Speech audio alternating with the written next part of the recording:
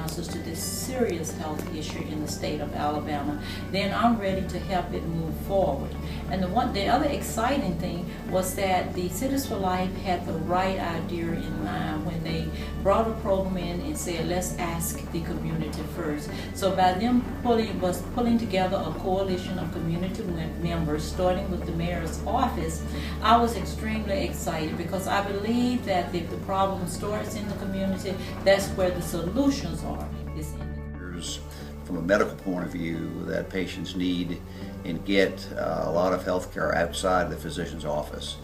And we've always used the 8,760 hour rule, that's how many hours are in a year, and at the very best, probably only 2 hours of that time does a patient spend with a physician in an office setting. So many decisions are made for patients about their diabetic health care that take place in the community, take place in their families, take place in their neighborhoods, and Cities for Life was a chance to bring all of that together.